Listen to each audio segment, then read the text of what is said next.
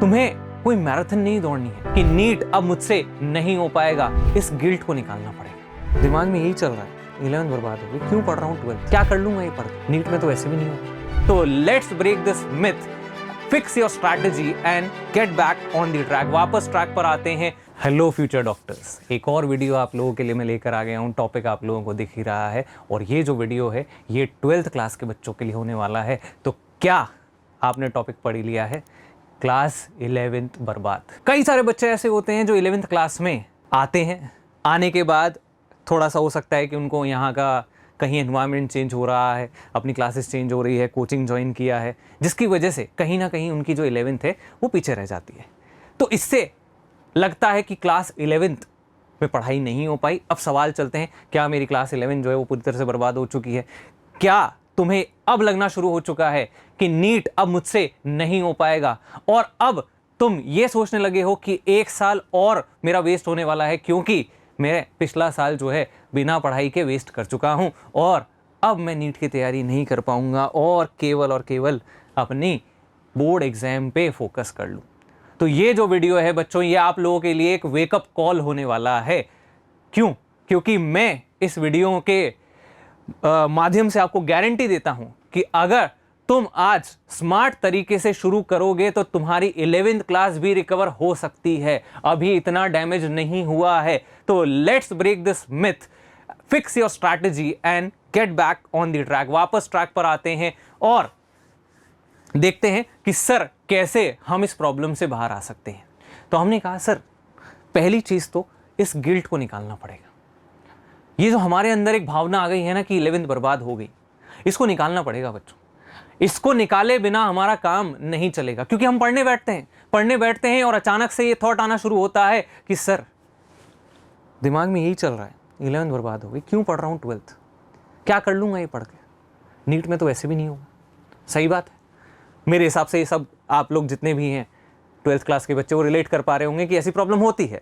ठीक है, तो सर वक्त चला गया है, क्या फायदा है पढ़ने का। लेकिन बच्चों याद रखना, एक बहुत बढ़िया सा कोट है कि the best time to plant a tree was 20 years ago and the second best time is now. कि जो बीत गया उसे जाने दो बच्चों, कोई बात नहीं, लेकिन अब शुरू करो। अब है क्या कि देखो, सबसे पहले समझते हैं कि नीट में 11th और 12th का जो वेटेज है वो कैसा रहता है। हमने कहा सर अगर हम इस वेटेज को थोड़ा सा समझें तो ये 50-50 तो नहीं होता है।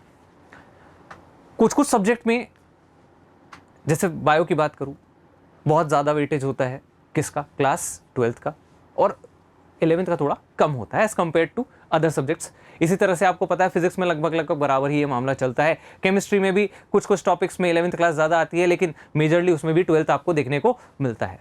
तो ऐसा नहीं है कि अगर मुझे 11th नहीं आता है तो मैं स्कोर नहीं कर पाऊँ।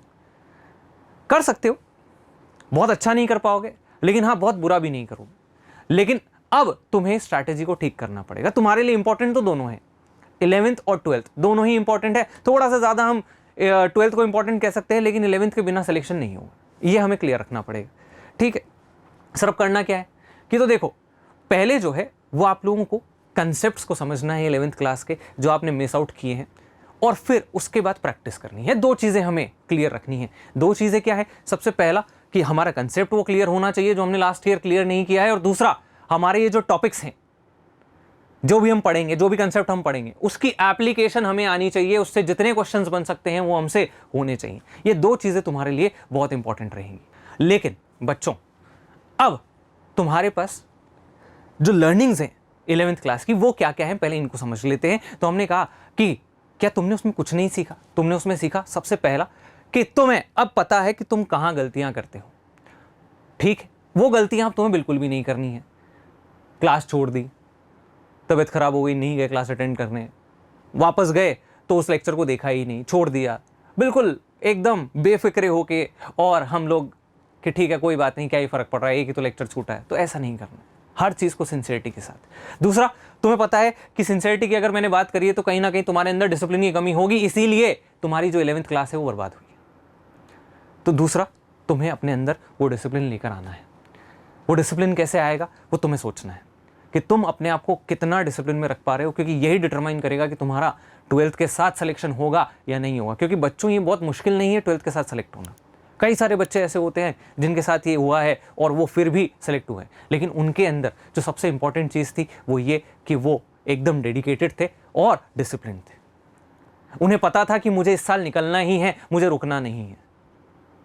तो देखिए, मैंने क्या कहा कि टॉपर्स वही होते हैं जो आगे बढ़ते रहते हैं, भले वो गिर जाएं, लेकिन वो गिरने के बाद भी उठते हैं और आगे बढ़ते हैं। तो आपको भी बच्चों आगे बढ़ते रहना है, रुकना नहीं है। अब हमारी स्ट्रैटेजी क्या होगी ये समझते हैं। तो हमारी स्ट्रैटेजी जो है इसको हम लोग इस तरह से बिल्ड करते हैं कि सबसे पहले हम लोग एक एनालिसिस बनाते हैं कि 11th क्लास में मैंने कौन कौन से टॉपिक्स जो हैं उन्हें नहीं पढ़ा, वो मेरे बहुत ज़्यादा ख़राब हैं और मुझे उनसे कुछ भी नहीं आता है। मैं कितना भी क्वेश्चंस बनाने की उनसे कोशिश करूं, मुझसे नहीं बनते। तो आपका सबसे पहला काम ये होगा कि लास्ट ईयर 11th क्लास के जितने भी आपने टेस्ट पेपर्स दिए हैं, कहीं भी आपके पास कोई जो टॉपिक्स आपने पढ़े हैं उसमें आपने क्वेश्चन सॉल्व किए हैं, तो उनका एक एनालिसिस बनाओ। उसमें देखो कि ये टॉपिक्स जो हैं ये मेरे पूरी तरह से खत्म है, और उनमें देखो कि नीट में कितने क्वेश्चंस आते हैं किस टॉपिक से। फॉर एग्जाम्पल, मान लीजिए कि आपने एक चैप्टर छोड़ दिया है लिविंग वर्ल्ड, एक चैप्टर छोड़ दिया है बायोलॉजिकल क्लासिफिकेशन, एक चैप्टर छोड़ दिया है प्लांट किंगडम। अब सर ये 3 चैप्टर जो हैं वो मेरे पूरी तरह से खत्म हो चुके हैं, मुझे नहीं आते। तो आपको इन तीनों चैप्टर्स में से देखना है कि सबसे ज़्यादा नीट में क्वेश्चन किससे पूछे जाते हैं। हमारी प्रायोरिटी वो होगी जिससे सबसे ज़्यादा क्वेश्चन आते हैं, सबसे पहले उसको पढ़ेंगे। सर हमने देखा सर प्लांट किंगडम से हर साल क्वेश्चन आ रहा है और 3-3 क्वेश्चन आ रहे हैं, तो कहीं ना कहीं मेरे लिए प्लांट किंगडम बाकी चैप्टर से ज़्यादा इंपॉर्टेंट हो गया। तो बच्चों इस तरह से आपको सबसे पहले डिसाइड करना है कि आपके लिए सबसे ज़्यादा इंपॉर्टेंट कौन सा है, उससे कम इंपॉर्टेंस हम किसको दे सकते हैं, और जिसका मुझे पता है कि यार इससे क्वेश्चन हो सकता है, आए भी सही लिविंग वर्ल्ड से, जैसे फॉर एग्जाम्पल आता भी है नहीं भी आता है। तो हमें ये पता होना चाहिए कि हमारी प्रायोरिटी क्या होगी। तो देखो आगे एक 30-30-30 रूल बनाओ। सर ये 30-30-30 रूल क्या होता है? तुम अपने हिसाब से मोल्ड भी कर सकते हो, मुझे कोई दिक्कत नहीं है।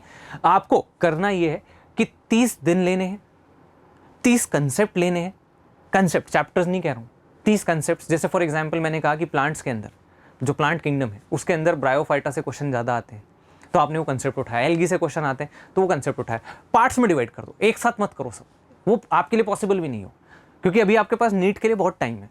लेकिन अगर आप धीरे धीरे धीरे धीरे एफर्ट करते जाओगे तो ये आपके लिए बहुत बेनिफिशियल होगा। तो 30-30-30 रूल क्या कहता है कि सर आप 30 दिन तक 30 कंसेप्ट लो, 30 कंसेप्ट करने के बाद उनसे 30-30 क्वेश्चन डेली लगाने हैं। तो आपके डेली 30-30 क्वेश्चन उस कंसेप्ट से सॉल्व होने चाहिए।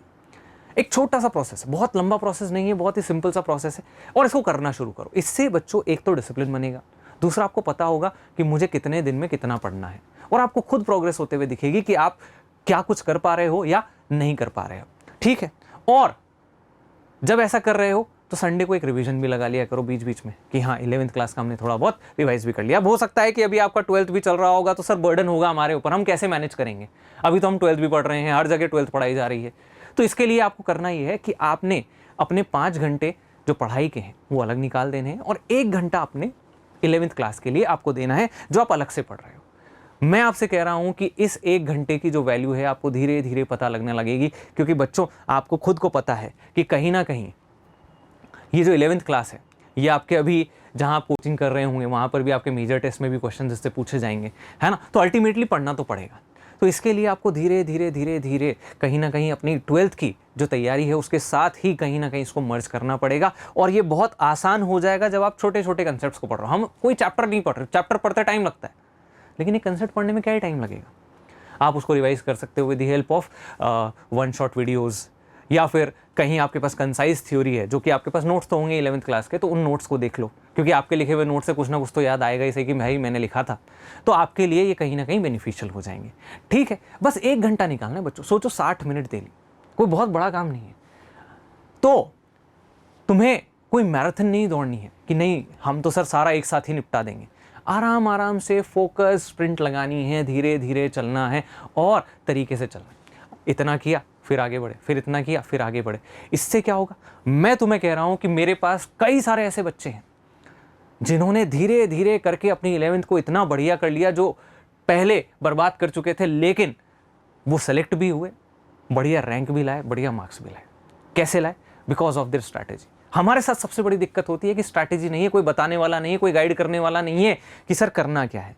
तो स्ट्रैटेजी और सेल्फ बिलीव, दो चीजें बच्चों आप में होनी चाहिए कि मैं करके चला जाऊंगा, निकल जाऊंगा, और पहली बार में निकल जाऊंगा। तो अपने ऊपर कॉन्फिडेंस बहुत जरूरी है। तो अगर तुम भी इस वीडियो को देखने के बाद आज अगर एक प्लान बनाओगे और छोटे छोटे स्टेप लेना शुरू करोगे, तो तुम्हारा भी कॉन्फिडेंस जो है वो लौटेगा और एक बहुत बढ़िया रैंक के साथ तुम्हें मेडिकल कॉलेज भी मिलेगा बच्चों।